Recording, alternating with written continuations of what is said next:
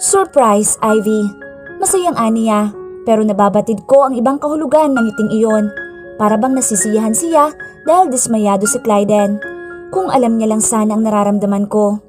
Alam ko rin namang nasisiyahan ka dahil nandito ako. Patuloy niya. Napasulyap ako kay Clyden na umiigting ang panga habang nakatingin lamang sa kawalan. Hindi ko alam kung naririnig niya ba iyon o hindi. Pero base sa mukhang pinapakita niya, may narinig siyang hindi niya nagustuhan. We can play poker for fun, Mr. Brothers. Ani ni Clyden sa mag-amang Filipino-Japanese. Sa giliran ng aking mga mata ay napansin ko ang paninigil ni Richard. Sinasadya ata ni Clyden na iparinig sa kanya tungkol sa sugal na iyon. Nahinto ang kain ng Batam Brothers at napangiti kay Clyden. Sa tingin ko ay mas bata ito kay Clyden. Nakita ko na ito sa magazine noon tungkol sa mga Asian bachelors. Sure, I love poker. Maswerte ako sa sugal. Wika niya. Tumawa naman ang kanyang ama at tinapik ang balikat ng anak. Nakitawa na rin si Mr. Leonard at umiling. Totoo yan, maswerte si Kenneth sa sugal. Pero alam niyo ba kung saan siya malas? Tanong ng ama. Halos kainin ng pisngi nito ang mga mata dahil sa pagngiti ng singkit ng mga mata.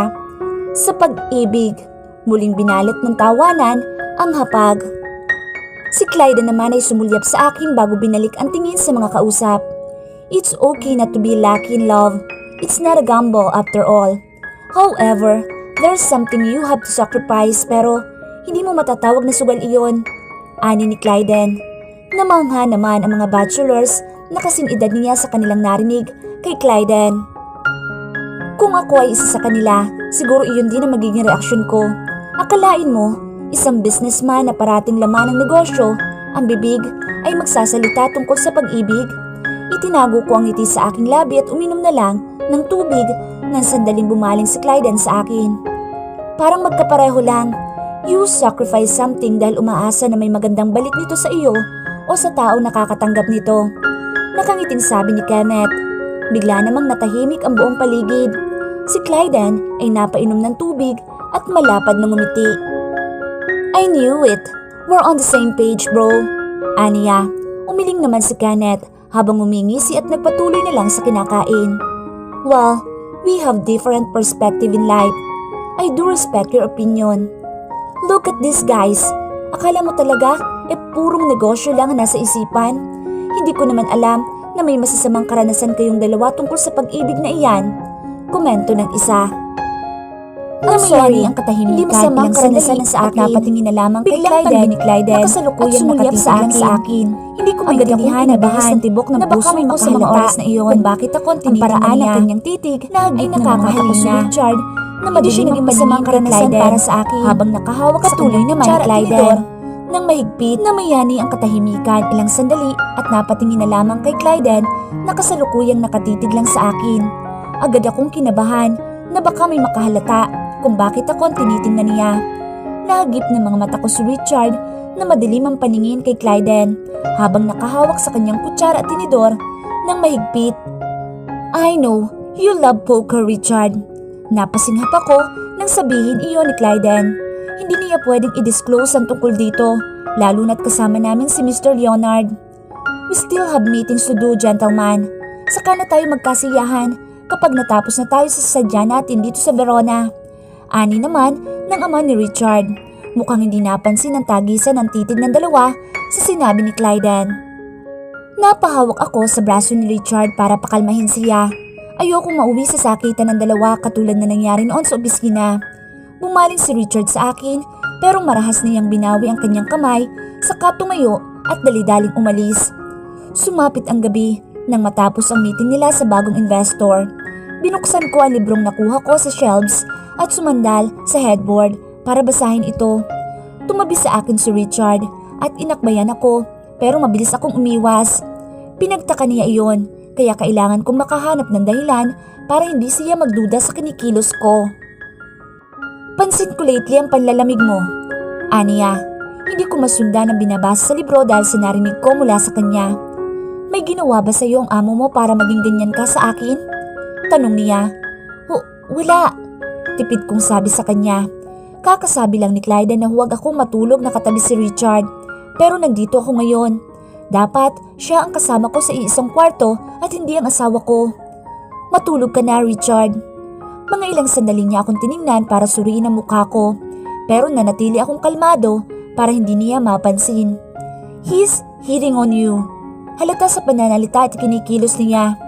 Aniya, malakas ang pintig ng puso ko nang ikawit niya ang hibla sa likuran ng aking tenga. Pero alam kong ako ang pipiliin mo sa huli, Ivy. I trust you. Magkakampi tayo. Patuloy niya.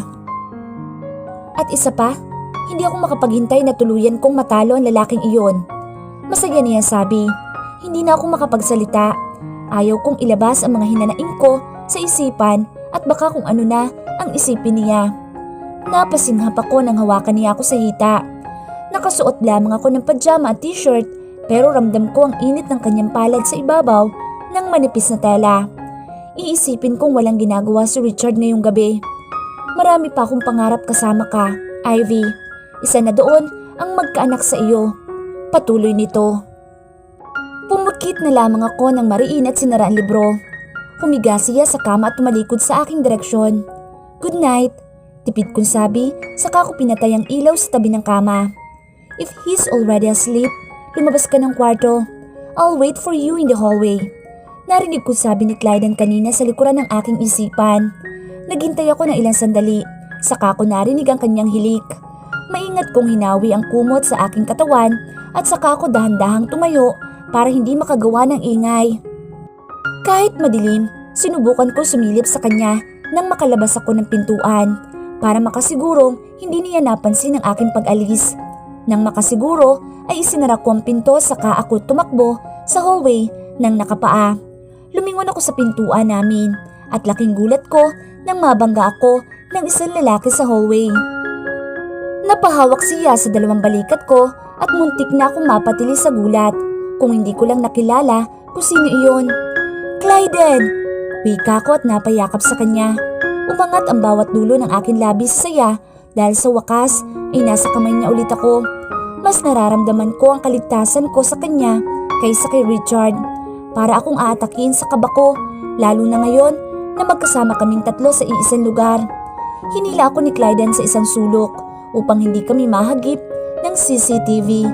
Hinubad niya ang kanyang jacket at pinantakip ito sa aking ulo, saka niya binuksan ang pintuan ng kanyang designated room. Nagpakawala ako ng buntong hininga nang tuluyan niyang isara ang pintuan.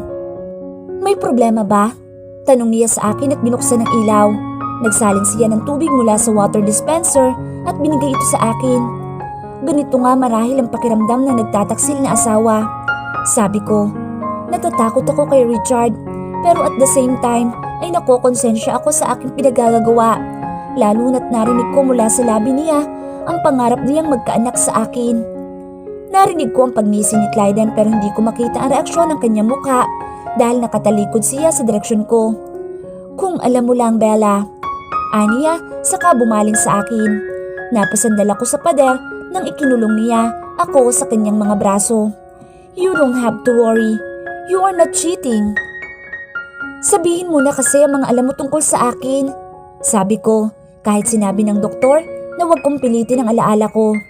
Kinuha ni Clyden ng baso sa aking kamay at nilapag ito sa mesa na katabi ng kama. Sa kaniya, inilapit ang mukha sa akin. Hindi ko alam kung anong hinihintay niya. Kung hindi ko siya pinilit na maging tahimik sa relasyon namin, hindi niya ako papayagan kay Richard. Katulad ng normal na magkarelasyon na hindi pinapayagan ng lalaki ang makasalamuhan ng ibang lalaki, ang kanyang girlfriend o asawa. You are my boyfriend, right? Base sa naalala ko tungkol sa nakaraan ko. Tanong niya at ngumisi at bago pa man niya maangkin ang aking labi, ay saka niya sinabi ang maliit na detalye tungkol sa aming dalawa. Your ex-boyfriend. You were my boyfriend. Kumbinsi ko sa sarili nang maibaba niya ako sa kanyang kama. Kumpara sa kwarto ni Richard sa hotel, mas maliit itong sa kanya. I wonder kung paano tayo nagkahiwalay at paano ko nakilala si Richard. Napatingin ako sa ceiling habang pilit na inaalala ang mga nakaraan, pero nagdulot lamang iyon ng pananakit ng aking ulo. Napapikit ako at napahawak sa giliran ng aking noo. Mabilis namang dumalo sa akin si Clyden at hinawi ang buhok na nakaharang sa aking mga mata. Kaya hindi kita hinahayaang piliting makaalala dahil mangyayari ito. Kalmado niyang sabi. Tumayo siya at binuksan ang drawer sa giliran na tubig. I brought you med. Huwag mong kalilimutan ang magdala para sa sarili mo. Patuloy niya. Napaupo ako sa kama at napasandal sa headboard. Madalas itong mangyari sa akin. Ang malala kong karanasan ay iyong nahimatay ako at buong araw ako nakatihaya sa kama. Ito yung sinasabi ng doktor, kaya naman huwag piliting makaalala at baka kung ano ang mangyari sa akin.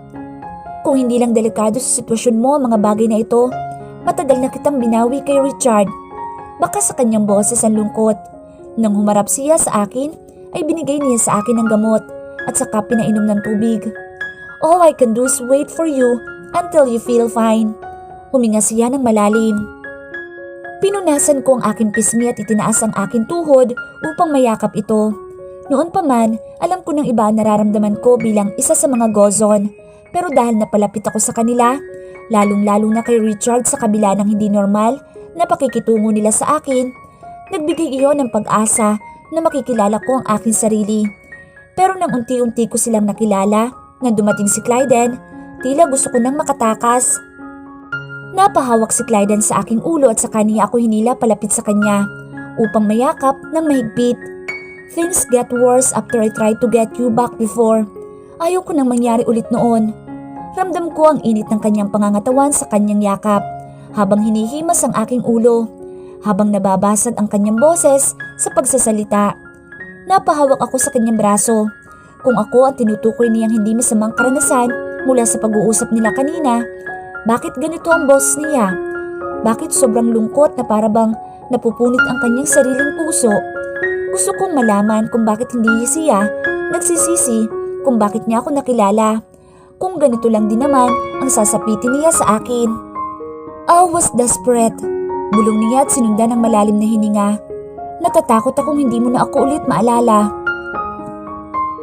Mas lalong lumalala ang sakit ni Lola. Kailangan ko siyang puntahan sa probinsya. Ani ko kay Clyden pagkatapos kong mag-submit ng resignation letter at hindi niya ako payagan. You need money to support her medication. Bakit ka aalis ng trabaho kung pwede ka naman mag-file ng leave? Tanong niya sa akin. Kinuha niya ang kanyang salamin at tinuwakan ng sentido. Alam kong problemado siya lately at medyo nakokonsensya ako na iwan siya dito. Kumpara noon, mas nangangayayat siya ngayon. Clyden, matagal pa ako makakabalik. Walang kasiguruduhan kung makakabalik ako hanggat hindi pa nagiging okay si Lola. Imposibleng babalik ako ng syudad para magtrabaho ulit. May ipon naman ako. Sapat na iyon para sa medications niya. At kung napalunok ako, baka sa kanyang itsura na hindi niya nagugustuhan ang sinasabi ko. At kung natatakot ka na baka magkahiwalay tayo, pwede ka naman bumisita sa probinsya namin. Alam mo na, LDR. Kibit balikat kong sabi. Hindi siya nagsalita. Muli niyang binasa ang resignation letter at nagpakawala ng malalim na hininga bago niya ito ibinagsak sa kanyang mesa. I'm coming with you then. Aniya at tumayo para magsali ng champagne sa kanyang baso. Kunot noon naman akong napatingin sa kanya. Hindi makapaniwala. Clyden, may trabaho ka dito at hindi mo maiiwan. Alam mo yun. Bulalas ko. Uminom na lamang siya ng champagne at hindi ako pinansin. Nakatalikod siya sa akin kaya hindi ko makita ang reaksyon sa kanyang mukha. Pwede kang maghanap ng bagong sekretarya mo dito kung sakaling kakailanganin mo. Clyden, mas kailangan ka ng mga pinsan mo. Patuloy ko. Kunot noon naman siyang humarap sa akin at masama akong tiningnan. Alam ko kung anong ginagawa ko. I'll go with you kahit gaano pa katagal mamalagi doon. Hindi siya pwedeng umalis. Maraming tao ang umaasa sa kanya at ayaw kong isakripisyo niya iyon dahil lang sa akin. Ayaw kong isakripisyo niya ang oras niya para lang sa akin. Hindi pwedeng madelay ang sahod ng mga employees na umaasa para may pang-araw-araw na pangangailangan ang kanilang mga pamilya. Pero, my decision is always final when it comes to you, Bella. Malamig niyang sabi. Hindi ako ni minsan nagdalawang isip para sa iyo. Napakalapit lang naman ng nabitin ng mga salita sa ere nang umangat ng bahagya ang kanyang boses. Marahas niya ring nilapag ang baso sa mesa na siyang nakapagpatalon sa akin sa gulat. Para sa iyo napakadali na magkahiwalay tayo, na hindi tayo nagkikita, na hindi tayo nagkakausap. Paliwanag niya. Doon ko naintindihan kung bakit ayaw niyang malayo sa akin. Si Calix, ang kanyang nakababatang kapatid na lalaki, ay nakakaranas ng depresyon dahil sa nangyari sa pamilya nila.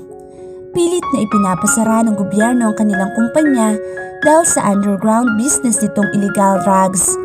Ang kanyang mga magulang ay nakulong at bilang nakakatandang Gutchenko na walang alam sa underground business ng pamilya nila, siya ang tumayo upang mag-umpisa ulit sa panibago ang Gutchenko Group of Companies. Akay-akay ang responsibilidad bilang isang young entrepreneur, kuya ng kanyang dalawang nakababatang kapatid at kuya sa kanilang magpipinsan. Sa kabila ng lungkot at pressure, nananatili siyang positibo. Sa kabila ng tingin sa kanila ng mga iilang negosyante ay basura at kakumpetensya, ay nanatili siyang matapang. Ikaw lang ang nagpapalakas ng loob ko kaya mahirap sa akin na malayo sa iyo, sabi niya sa kalmadong tono. Bumagsak ang aking balikat at nayuko na lamang. Kung sa bagay, isa ako sa naging factor niya kahit makailang ulit siyang napanghinaan na ng loob. I was there when he was secretly crying in his seat, nakatayo sa kanyang giliran at hinahagod ang kanyang balikat. He is cold and independent, everyone said. Para sa akin ay hindi. Kahit gaano pa katapang ang isang tao sa panlabas na anyo, pasan-pasan nito ang daigdig ng patago. Nasa tabi ako ni Clyden habang nagpapakahirap siyang maibalik sa dating sigla ang kanilang negosyo. Ngunit hindi niya pagsisikapan ito kung hindi siya alipin ng tagumpay. Lahat naman tayo, hindi ba? Kaya bilib ako sa kanya. Handa siyang magpaalipin para sa ikabubuti niya at ng mga taong nakapaligid at dumedepende sa kumpanya niya. Nakarating kami ng probinsya. Agad akong sinalubong ng mga batang may daladalang bagong harvest na mangga. Si Clyden ay may kausap sa telepono habang akay-akay ang kanyang maleta at bag. Lahat ng mga residente sa lugar ay namamangha sa angking kagwapuhan ni Clyden. Kahit pawis na pawis at akay-akay ang laptop at maletang dala. Ako naman ay nag-aalala sa kalagayan niya sa aming lugar. Mahina ang internet connection at minsan nawawalan pa ng kuryente. Isa ako sa mga saksi sa paghihirap niya pero ni minsan hindi ko siya narinig na nagreklamo. Pinaalalahanan ko na siya noon pa man na magiging mahirap para sa kanya ang mapunta sa lugar na ito pero mapilit pa din siya. Ipaghanda mo na makakain ng asawa mo. Nahihirapang aning lola habang nakaratay sa higaan sa ospital. Napahawak naman ako sa kanyang kamay at ngumiti. Hindi yun pwedeng magutom. Baka kunin ang lupain natin pag pinahirapan natin ang lalaking iyon. Patuloy niya pa. Hindi ko pa po asawa si Clyden. Sagot ko naman. Doon din ang tungo niya, apo. Bakit ka pa niya liligawan kung wala siyang balak pakasalan ka? Aniya, sa tingin ko hindi na magtatagal si Lola sa mundo. Hindi ko nakitang nag-i-improve ang kalagayan niya habang nasa ospital siya. Kaya umuwi kami ng bahay para doon na lamang ipagpatuloy ang paggagamot sa kanya. Ang kanyang mga sugat sa paa ay hindi na rin gumagaling na siyang nakakapagpaalala sa akin ng lubos. Babalik ako ng Manila bukas, ani Clyden nang sumapit ang gabi. Tumango naman ako tumiga sa kanyang tabi matapos kong kunin ang tuwalya sa aking ulo. Nilibot niya ang kanyang braso sa aking tiyan saka ako inilapit sa kanya para makayakap ng mahigpit. Babalik din ako pagkatapos, ani niya pa. Inilapit ko ang aking mukha sa kanya upang dampian siya ng halik sa labi na agad niya namang tinugon. Hihintayin kita dito, wika ko. Hindi ako pwedeng sumama sa kanya dahil kailangan kong alagaan si Lola. Naging ganoon ang setup namin na tumagal naman ng 6 na buwan. Pupunta sa Clyden dito kapag hindi masyadong busy sa Manila at babalik siya ulit ng syudad pag kailangan naman ang kanyang presensya doon. hanggang unti-unti lumago ulit ang kanilang negosyo at mas dumoble ang empleyado. Pero kaakibat noon ay ang naging triple ang kanyang responsibilidad bilang chief executive. Masaya pa rin ako sa kanya kahit bihira na lang kaming magkita sa isang buwan. At least ngayon, nasa kamay na niya ang kanyang pinaghirapan. Hello, Clyden? Umakyat pa ako ng bubong para makausap siya sa gitna ng gabi. Napayakap ako sa aking sarili habang nakaangat ang paningin sa mga bituin. Kumusta ka na? Huminga siya ng malalim bago ako sinagot. I'm fine. Ikaw, kumusta ka? Tanong niya sa akin. Hindi niya ako kailangang kamustahin pag nandito ako mismo sa lugar ko. Paniguradong maayos ang kalagayan ko. Buhay pa? Narinig ko ang kanyang pagngisi. May tanong ako sa'yo. Aniya, mga ilang segundo pa. Bago diyan, dinugtungan. Hindi naman agad ako nakapagsalita sa aking narinig dahil sa gulat. Would you say yes kung yayayain kitang magpakasal? Hinanap ng mga mata ko si Richard upang dalhin sa kanya ang platong naglalaman ng pagkain na kinuha ko sa buffet. Maraming taong kumakain at medyo umiingay ang paligid kahit umaga pa lang. We will meet our investors today. You can stay with me the whole time. Napatalon ako sa gulat nang marinig ang mahinang boses ni Clyden sa aking tenga. Hindi ko pa siya nakakausap tungkol sa panaginip ko kagabi. Bumalik ang alaala ko kay Lola at sabik na sabik akong malaman ang kalagayan niya. Pero baka pagtaluhan lang namin ito ulit ni Clyden. Hihintayin ko bang maalala ang nangyari sa kanya? Lumalala ang nararamdaman niya. Are you okay? Tanong ni Clyden nang natigil ako sa pagsandok ng pagkain. Bumaling ako sa kanya. Nakatingin lamang siya sa akin na may nag-aalalang mukha. Baka iniisip niyang sumakit na naman ang ulo ko dahil sa pamimilit ko sa aking sarili na makaalala. Oo, may naalala lang. Ani ko at nagpatuloy sa pagsandok ng vegetable salad sa aking plato. Ano? Tanong ni Clyden at humarap sa akin. Baka sa kanyang mukha ang kuryosidad. Pati niyang may naalala ako nang dumating siya. I feel happy about it. Alam kong gumagaling na ako sa paraan niya. Small details lang. Niyaya mo ako ng kasal noon. Ani ko sa kanya habang abala ako sa pamimili ng makakain. Hindi ako sanay sa mga putahe nila. Mas gusto ko talagang kumakain ng Pinoy foods dahil masanay ang dila ko doon. Mas lalo akong naging pihikan habang tumatagal. Sumusunod lang si Clyden sa akin nang sandali siyang napatahimik. That was 4 years ago, I guess. Wika niya. Napawi ang ngiti sa aking labi, kasabay ng pagbitiw ko ng sandok nang may maalala. Ivy? Tanong ni Clyden. Kung 4 years na ang nagdaan at noon ay malubhang karamdaman ni Lola, ano na ang nangyari sa kanya ngayon? Nagkaroon ba ng himala at naging maayos ang kalagayan niya? O tuluyan na niyang nilisan ng mundo? Narinig ko ang buntong hininga ni Clyden at napatingin sa gawin ng entrance. Susubukan ko na sana siyang tanungin tungkol sa gumagambala sa aking isipan kung hindi lang siya nagsalita. Nandito na sila. His teeth gritted as soon as he saw Richard with their subordinates. Nangangamba ang aking puso pero kailangan kong kumalma. May tiwala ko kay Lola. Alam kong kaya niyang labanan ang sakit niya at alam ko din na matapang siya. Ibibigay ko lang ito kay Richard at pwede ka nang umalis sa tabi ko para hindi tayo mapaghalataan. Wika ko kay Clyden. Lumipat ang paningin niya sa akin at saka umangat ang dulo ng kabilang labi. Hayaan mo siyang magduda sa ating dalawa. Alam ko, may ideya na yan. Ayaw lang sabihin dahil may binabalak siyang masama sa akin. Wika niya. Tama si Clyden. Na-mention na ni Richard dati sa akin kung ano ang pakay niya sa amin. Ibig sabihin, may ideya siya at sumasabay lamang siya sa agos ng panahon. Bibigay sa takdang panahon para tagain si Clyden sa likuran.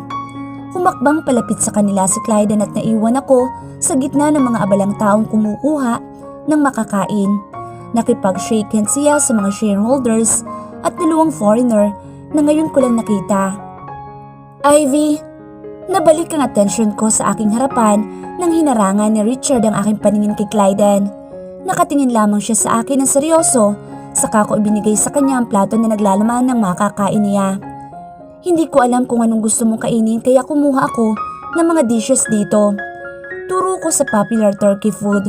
Tumingin siya dito bago muling umangat ang paningin sa akin. Dito na tayo maupo. Ani ko at hinilang upuan sa aming harapan.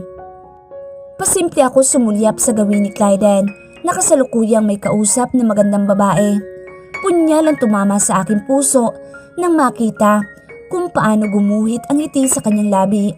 Umiwas na lamang ako ng tingin nang sumakit ang mga mata ko sa akin nakita. Sobrang aga mong nagising, mas maaga ka pa sa akin. Wika ni Richard habang abala sa paghiwa ng pagkain sa kanyang pinggan. Oo. 6:00 lumabas na ako para makita ang sunrise. Utal kong pagsisinungaling.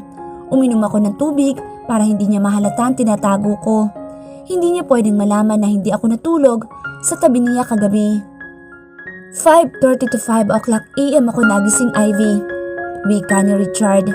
Natigilan ako at halos hindi ko kaagad malunok ang pagkain sa aking narinig. Papa called me early to prepare. Nagdilim agad ang paningin niya nang sinubukan kong ipagtama ang mga mata naming dalawa. Kung hindi lumakas ang ingay sa mga usapan ng mga kasama ni Clyden nang dumating sila sa mesa namin, ay siguradong marami siyang katanungan. Katanungang maglalagay lamang sa akin sa alanganin. This is Arya, my daughter. Pakilala ng anak na matandang lalaki sa amin ni Richard. Gumuhit ang ngiti ni Arya at inabot ang kamay ko para makipag-shake hands. Tumayo naman ako sa kako, ito tinanggap. You're Richard's wife, right? Tanong niya sa akin.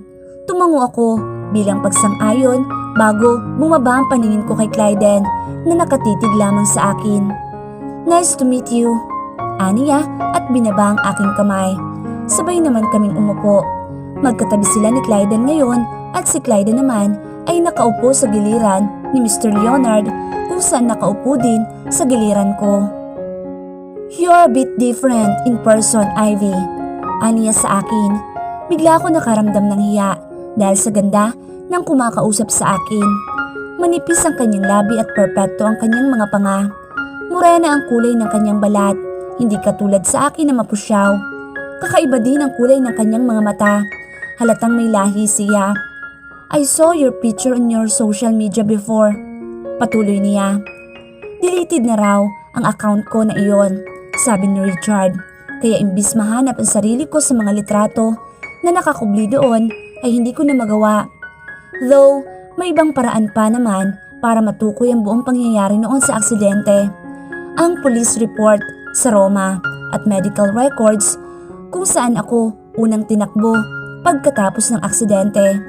Iyon ang plano ko noon pero tinago lamang ako ni Richard dahil aniyay nakakasama sa kalagayan ko. Tutukuyin ko iyon ng palihim pagkatapos namin sa Verona. Mas mainam ngayon dahil nakakalabas ako ng bahay. Hindi gaya noon na para ako nakakulong sa pamamahay niya. Hindi ko alam sasabihin ko kaya si Richard ay tumugon sa kanya. I think she also forgot how to put makeup on her face after she lost her memories. Ani ng asawa ko. Tumango naman ang babae at bumaling sa akin na may pag-aalalang mukha. I'm sorry about that, aniya. Napawi ang ngiti sa aking labi na sinundan ni Richard ng tawa ang kanyang sinabi. Mas lalo lang ako naliit sa sarili ko dahil sa ginagawa niya sa harap ng eleganteng babae. Hindi niya ba naiisip na masasaktan ako? Dahil pakiramdam ko ay iniinsulto niya lang ako. She's still pretty though, biglang komento ni Clyden. Napawi ang ngiti sa labi ni Richard nang marinig ang sinabi ni Clyden. Kunot noos niyang bumaling dito. Simple and yet elegant. She's my kind of woman I want to marry. Patuloy niya. Nawala ang ngiti sa labi ni Arya at awkward na ngumiti. Ako ang nababahala sa sinabi niya at sa harap talaga ni Richard. Ano ang iisipin ni Richard at ni Mr. Leonard kapag narinig ang sinabi ni Clyden? Napatingin ako sa gawi ni Mr. Leonard.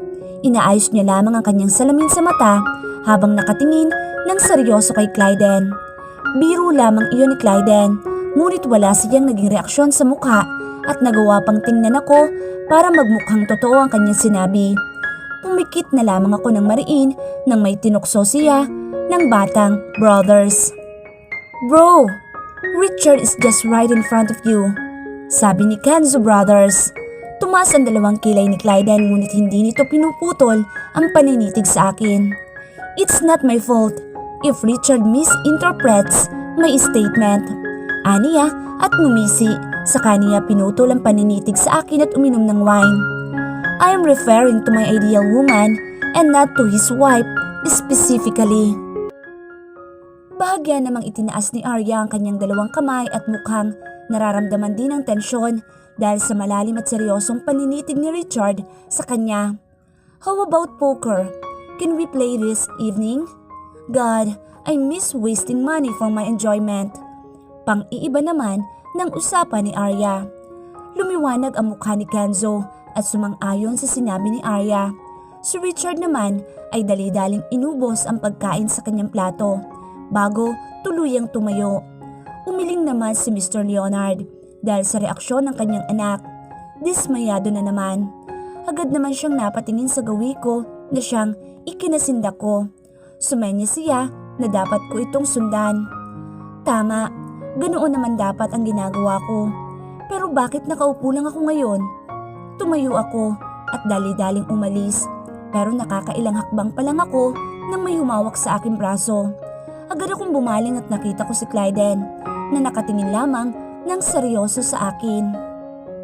Mabuti na lang at maraming tao sa gawi namin at may isang sulok ang humaharang para walang nakakita sa amin at baka kung ano pa ang kanilang isipin. "Huwag mong sundan. Sinabi ko lang iyon para umalis siya sa tabi mo," aniya at ngumisi. Nagsalin ako ng kape para kay Clyden at ng kanyang mga kamiting. Sina Richard at ang operation coordinator, pati ang kanyang papa ay nasa kabila namang silid. Nag-uusap din tungkol sa sistema ng operasyon sa kumpanya na may kaunting pagbabago dahil sa darating na bagong machine sa susunod na buwan. Lumuluwa ang cleavage ni Arya. Magkatapat lang sila ni Clyden at madalas ko siyang makitang sumusulyap sa kanya. Hindi ko alam kung sinasadya niyang kunin ang atensyon ni Clyden dahil sa kanyang revealing na kasuotan, pero malinaw naman na hindi interesado si Clyden sa kanya. Huminga na lamang ako ng malalim at inilapag ang kape sa tapat ni Clyden at mga kasama niya, kabilang si Arya. Ngumiti naman si Arya sa akin, saka ininom ang kanyang kape. Ako ang nag-aalala para sa kanya. Halatang pinagpapantasyahan siya ng 3 male shareholders sa kanyang giliran at malamig ang panahon, pati na ang conference room. Hindi ba siya natatakot na baka magkasakit siya? "Where do you want to go after?" Bulong sa akin ni Clyden sa kabila ng nagdi-discuss na manager sa harap nang lumapit ako sa kanya upang umupo sa kanyang tabi. Bumaling ako sa kanya. Umiinom siya ng kape kung tinimpla. Nakatingin lamang siya sa akin habang ang kanyang kamay ay namamahinga sa sandalan ng aking likuran. Nagkibit balikat ako. Hindi ko kabisado ang Verona. Tipid kong sabi sa kanya, "I will give you a tour," aniya at pasimpleng laro ang hibla ng aking buhok sa likuran. Napansin ko ang pagbaling ni Arya sa akin. Makahulugan niya akong tiningnan at si Clyden na nakatitig pa rin sa akin at mukhang hindi nakikinig sa discussion. "Tayo lang bang dalawa?" Tanong ko. Magiging awkward ang buong pamamasyal kung may iba pang kasama maliban sa aming dalawa, lalo na si Richard at si Arya. Kahit bago lang kaming nagkakilala, hindi na ako komportable sa presensya niya. Para siyang may masamang binabalak sa paraan pa lang ng paninitig sa akin. Tumango naman si Clyden. Ang kanyang kamay ay bumaba sa aking hita sa ilalim ng mesa at saka nanunuyang hinimas ang aking balat. Nakasuot ako ng skirt na hanggang tuhod pero ramdam ko pa rin ang init ng kanyang haplos doon. Paano pag hinanap tayo ni Richard? Utal kong tanong. "Let him overthink," sabi niya. Nakapalumbaba ang kanyang isang kamay sa mesa habang ang isa ay patuloy pa rin sa panghihimas sa aking hita. Dinakip ko ang kanyang malilikot na kamay at mariin itong hinawakan. Hindi naman siya kumibo. Nakatingin siya sa manager na nagsasalita. na para bang naroon ang buong atensyon niya dito. Ibang klase talaga siya. Kaya niyang maging professional kahit sa ganitong awkward na sitwasyon. Clyden! Mariin kong bulong sa kanya para alisin ang kanyang kamay pero hindi siya nagpatinag. Please elaborate your ideas, Mr. Ricafort. Seryosong sabi ni Clyden pagkatapos niyang itaas ang kanyang kamay sa ere. Tumungo naman si Mr. Ricafort at mas lalong humaba ang kanyang explanation. Hinawakan ko ang kanyang braso habang nagtatawanan sila nang may nasabi na nakakatuwang bagay ang manager. Umangat ang paningin ko kay Clyden na nakikitawa din at nang bumaling siya sa akin ay kinindatan niya lang ako. Mrs. Gozon, are you alright? Tanong sa akin ni Arya. Pinilit kong umiti kahit magmukha ko nababaliw na tao sa aking upuan. Bumaling naman silang lahat sa akin nang humupa ang tawanan dahil sa akin. Yes, just continue your discussion. Wika ko sa kanila. Alam kong nawiwerduhan na si Arya sa akin. Baka sa kanyang mukha ang pagtataka. Pero si Clyden ay nanatiling kalmado sa kanyang upuan. Sinubukan kong lumayo pero isang higit niya lang gamit ang iisang kamay ay bumalik ako sa aking posisyon. Muli kong itinago ang aking mukha gamit ang aking buhok. Hindi pa nakontento si Clyden at patuloy pa rin ito sa ginagawa niyang paghimas sa aking hita. Do you wish to go to my room bago tayo mamasyal? Bulong niya sa aking tenga. Sinadya niyang idiin ang kanyang labi sa aking earlobe para dumoble ang aking nararamdamang kiliti sa katawan. Nagtagumpay siya. Bolta-boltahing kuryente ang dumaloy mula sa aking batok, paibaba. Clyden! Mahina akong ungol. Kapag ito narinig sa kabila ng maingay na usapin, ay malalagot ako kay Richard. Umangat ang paningin ko sa kanya, pero katulad ng dati, ay seryoso pa rin siyang nakikinig sa kanilang argumento. Wala man lang kibo sa pinagagagawa niya sa akin. Wala akong ginagawang masama para magdusa ng ganito. Hindi ko na mapigilan at lumabas na lamang ito sa aking bibig. Nahinto ang namamayaning ingay dahil sa aking sinabi at muling bumaling sa direksyon ko. Sandaling nahinto naman ang kamay ni Clyden sa pagkilos ngunit naroon pa rin sa aking loob. Namamahinga. Mrs. Gozon? Sa puntong iyon, si Mr. Ricafort naman na nagtanong. Sumilay ang ngiti sa aking labi upang itago ang aking nararamdaman. Gusto kong kainin na lamang ako ng lupa sa mga oras na iyon dahil sa kahihiyan. I'm sorry. It was a dialogue of my favorite character in a novel. I just remember all of a sudden. Wika ko naman. Nawiwirduhan naman siyang tumango. Si Arya ay tumaas lamang ang dalawang kilay. Natatakot akong malaman nila ang pinagagagawa ni Clyden sa akin. Tumawa na lamang si Clyden bago sila bumalik sa kanilang argumento. Ang kanyang kamay ay muling nabuhay. Nanghina ako ng tuluyan at nagkunwaring natutulog na lamang ako sa tabi ni Clyden para mas lalong hindi ako mahalata. Naging aware din ako sa aking sasabihin kapag dumating ang oras na bibigay ako. That's all for now. Well done everyone. Ani ni Clyden at saka binalot ang buong silid ng palakpakan. Mrs. Gozon, please bring all these documents to my room. Patuloy niya. Sinadya niyang idiin ang pagkakasabi ng room. Umangat naman ang paningin ko sa kanya. Malapit na ako. Konting-konti na lang. Kaya ako naman siguro takbuhin ng CR sa labas ng conference room. Sana kanina ko pa pala ito ginawa kung hindi lang nakatuon ang atensyon ng lahat sa akin. Yes sir. Ani ko at nanginginig ang mga kamay na inabot ang dokumentong sinasabi niya. Tinulungan ako ni Arya na ilapit ito sa akin nang tumayo siya. Hindi na ako nagpasalamat ng tuluyang bumigay ang nararamdamang kiliti ko sa aking katawan. Umawang ang aking labi at napahawak sa aking puson ng mariin. Humawak ako sa braso ni Clyden nang hindi niya pa din ako tinitigilan. Clyden, tama na. Ani ko sa kanya. Hindi ko na naisip pa kung may nakarinig o wala. Basta ang importante, nasabi ko sa kanya ang hinanaing ng aking katawan. Nang tumigil siya ay doon ko napagtanto na naiwan kami sa loob ng conference room.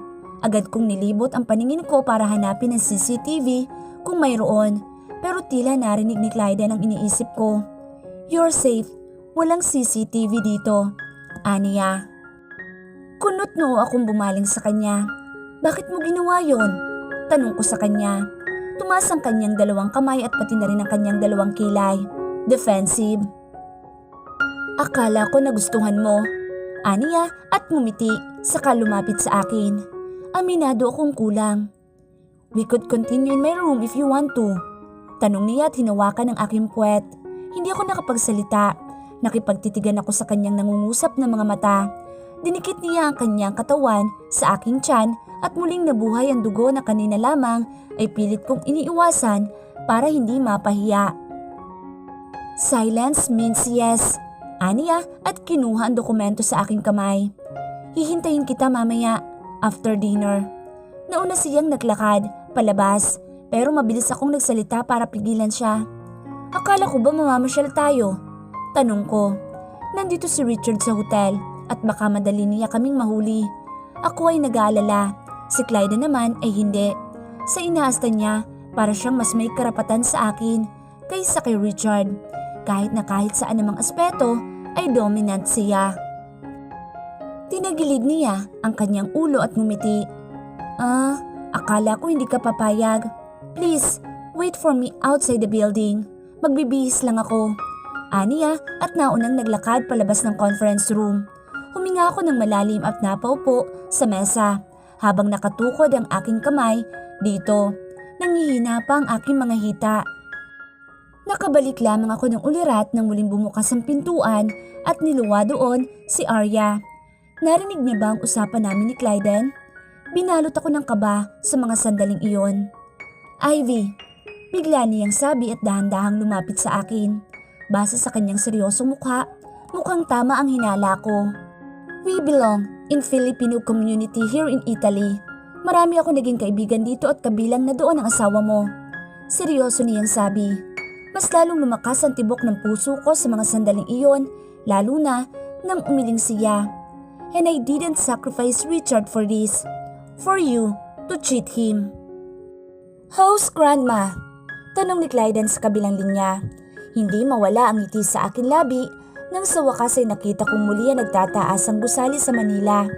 Nang bumuti ang pakiramdam ni Lola, nagkaroon ako ng pagkakataong bisitahin si Clyden kahit sandali lamang.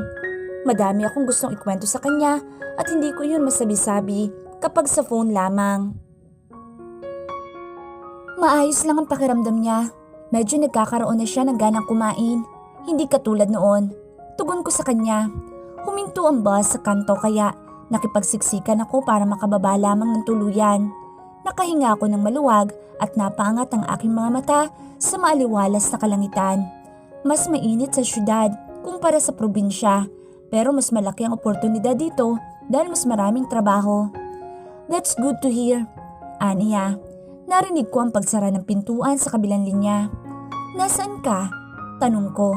Dala-dala ko ang hinog na mangga na kaka-harvest lang. Paborito niya itong kainin noon nung nasa probinsya pa lamang siya. Isasama ko ito sa vegetable salad mamaya na siyang paborito niya.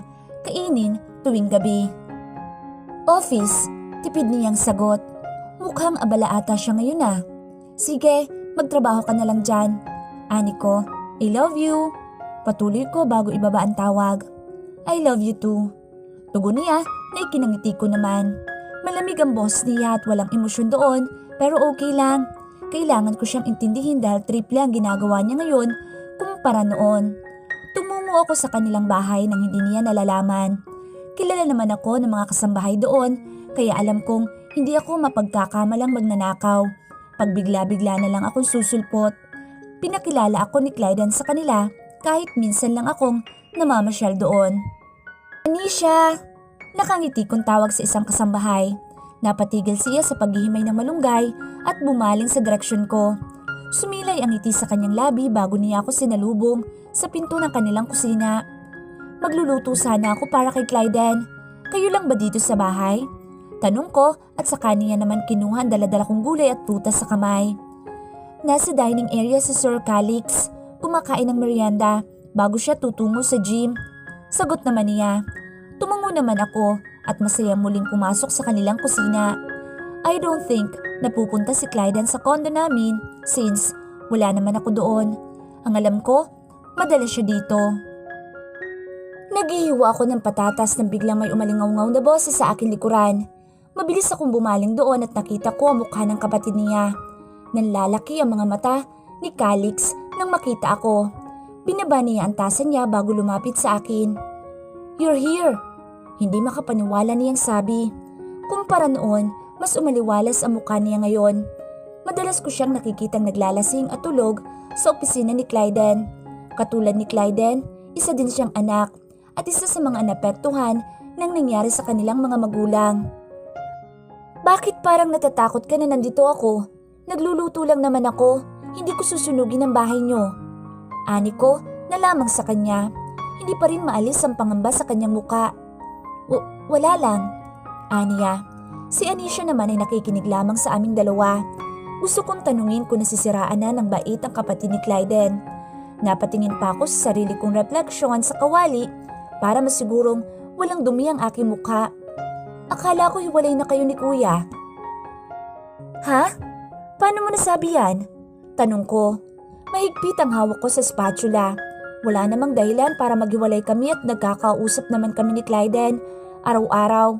Ano kayang pumasok sa isipan niya para maisip ang mga bagay na ito? Sa pagkakaalam ko, ang tunay na hiwalay na magjowa ay hindi nagkakausap kailanman. "I saw him with an unfamiliar girl. At first, I thought it was you, pero nung marap, iba na ang mukha." Tugon ni Calix. Nabitawan ko ang spatulang hawak dahil sa aking narinig. Mabilis na umagos ang aking luha sa aking mga mata at lumandas ito sa aking pisngi. Pinanghinaan ako sa mga oras na iyon. Hindi ko akalain na magagawa kong pagtaksilan ni Clyden. Kaya ba ayaw niya na malayo kaming dalawa dahil baka hindi siya makapagpigil na mambabae? Ngayon nakuha ko na ang dahilan. Ang dahilan kung bakit malamig na siya nitong mga nakaraang araw. Hindi pala siya abala sa trabaho. Abala siya sa ibang bagay. Abala siya sa pambababae niya. Mabilis at malaki ang hakbang ko paalis. Ano ba ang ginagawa ko dito sa bahay nila? Napakalaking abala ko naman eh. Wala namang dapat akong ipunta dito. Hindi na ako kailangan ni Clyden. Pinupunasan ko ang aking mga mata nang mabangga sa isang matigas na dibdib. Unti-unti namang umangat ang mukha ko at agad na lumuwa ang aking mga mata sa gulat nang magtama ang paningin naming dalawa ni Clyden. Nanliliit ang kanyang mga mata ngunit nang makilala ako sa kabila ng hiblang buhok na nakaharang sa aking mukha ay biglang lumaki ang kanyang mga mata sa gulat. "What?" Tanong niya at hinawakan na magkabila akong pisngi. Ngunit hindi nang hina ang aking mga tuhod dahil sa kanyang mga hawak na siyang madalas kong nararamdaman sa tuwing nariyan siya sa malapit. Binawi ko ang aking pisngi at agad siyang sinampal ng malakas. "Pwede mo namang sabihin sa akin kung ayaw mo na. Hindi iyong lolokohin mo ako at sa iba ko pa malalaman ang pinaggagawa mo." Ani ko. Sinubukan kong maging kalmado, ngunit hindi ako nagtagumpay. Mas lalong kumunot ang kanyang noo. Tama na ang pagkukunwari. Lumipat ang paningin ni Clyden sa aking likuran. "Ano sinabi mo sa kanya, Calix?" Tanong niya. Nag-echo ang kanyang boses sa buong paligid dahil medyo napalakas ito. Sumulyap ako kay Calix. Sandali, bago tuluyang tumakbo. Pero hindi pa ako nakakalayo nang hinawakan ni Clyden ang braso ko. "Sinabi ko sa kanya ang nakita ko na may kasama kang babae," sabi ni Calix. Pilit kong binabawi ang kamay ko kay Clyden, pero mas malakas siya sa akin. Shinare ko lang naman kung ano ang nalalaman ko. "Damn you!" Bulong ni Clyden sa pagkakataong iyon ay kalmado, ngunit mariin. Tila boses na nagbabanta. "Nagpapapaniwala ka sa douchebag na ito?" Tanong ni Clyden. Matalim akong bumaling sa kanya pero hindi matigil sa pag-iyak ang aking mga mata. "He can't be trusted, Bella. Don't come near him. Kung ayaw mong mahawa ng dumi sa utak niyan." Patuloy niya. Narinig ko ang pagngisi ni Calix. "My brother's insulting me. Sa kanya ka dapat umiwas, Miss Javier." Aniya pa. Well, gaya ng sabi ko, binabahagi ko lang kung anong nalalaman ko. Patuloy niya pa at pumikit upang maging mas nakakakumbinsi ang kanyang mga sinasabi. Pumikit naman ang mariin si Clyden at sa kanya kinuha ang kanyang sapatos sa paa at ibinato ito sa kanyang kapatid. That was my newly hired accountant! Damn you! Madalas silang nagtatalo pero hindi umaabot sa punto na nagsasakitan na sila katulad nito. Tumakbo si Calix nang akma siyang hahabulin ni Clyden habang si Anisha naman ay tawa lang ng tawa sa giliran na parabang normal lang sa kanya makitang ganito magkakapatid. Ganyan lang sila maglambingan, magkakaayos din ang dalawang yan, ani at kumindat. Sa parehong araw ay pinakilala ako ni Clyden sa sinasabi niyang bagong accountant na tinetry niya. Maganda ito pero mukhang bata pa. Gusto kong lamunin ng lupa na mapagtantong abala si Clyden dahil sa kaliwat ka ng trabahong kinakaharap niya. Naging saksi ako sa mga hirap na dinanas niya nang manatili ako sa opisina ng ilang araw para obserbahan ang ginagawa niya. Nagkamali ako ng tingin sa kanya. Hindi buo ang tiwala ko sa kanya, kaya madali lang sa akin ang magpaniwala sa mga sinasabi ng ibang tao. I'm not cheating on Richard, sabi ko kay Arya.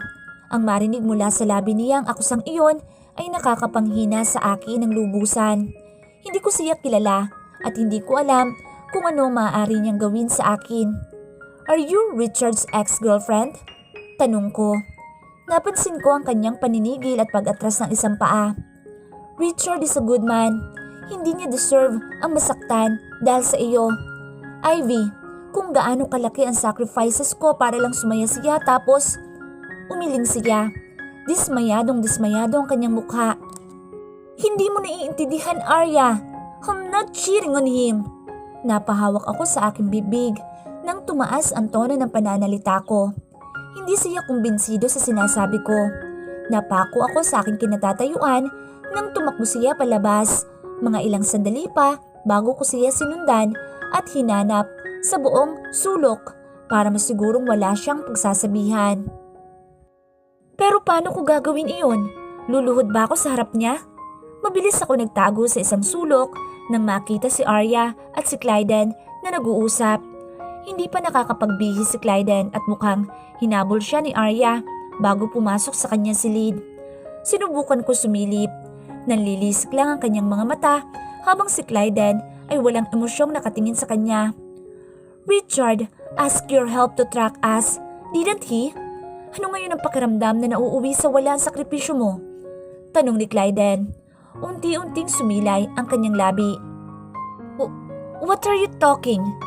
Kilala kita, Arya. Do you want me to spill the tea? Tanong niya sa nananakot na tono. In front of your victims? Patuloy na tanong ni Clyden. Hindi ko mawari kung sino ang tinutukoy niyang biktima pero baka sa mukha ni Arya ang takot sa kanyang mga mata. Tinulak niya si Clyden sa kadali-daling umalis. Masamang makinig sa usapan ng iba, Bella. Biglang sabi ni Clyden at bumaling sa direksyon ko. Anong sinasabi mong biktima ni Arya? Tanong ko sa kanya. Nakatalikod siya sa akin habang naguhubad ng kanyang damit. Napatitig ako sa muscle ng kanyang likuran na sadyang gumalaw. Nang maisuot ang t-shirt ay humarap siya sa akin at lumapit para ikulong ako sa kanyang mga braso. Konektado siya sa mga anomalya ni Richard at sandali siyang tumigil at nilaro ng kanyang hintuturo ang aking ilong. Nangyari sa inyo 9 months ago. Ramdam ko ang pagdadalawang isip niya na sabihin ang detalye, ngunit nagawa niya pa rin. Sa inyo? Ibig sabihin may alam ka kung sino ang kasama ko noong araw ng aksidente. Wika ko sa kanya.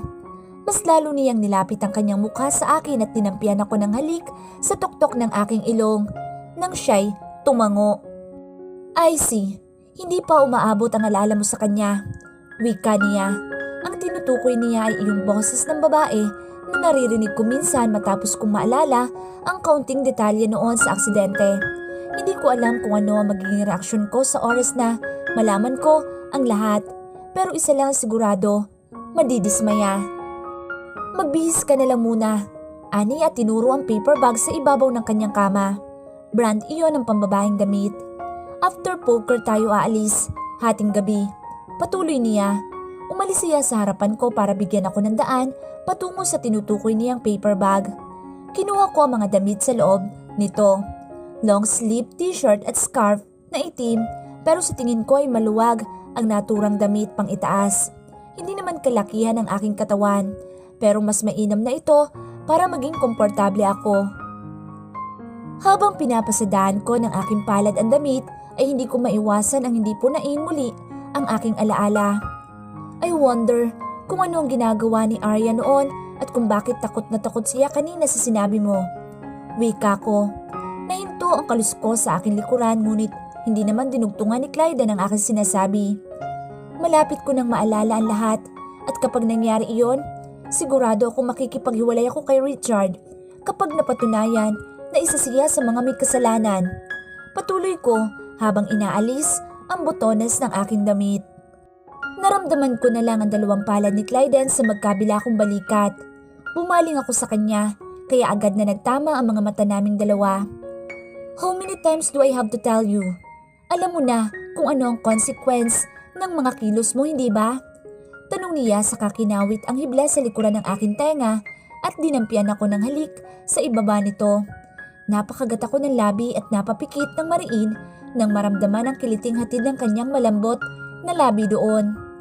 We'll file a case against him and find justice for both of you. Aniya at hinawakan ang ibabang labi ko para iharap ito sa kanya. Nagparaya ako at saka niya inangkin ang mga labi ko. Maglalaro pa kayo, ani ko, pero hindi siya nagsalita. Ang bagong suot na t-shirt ay kanyang hinubad.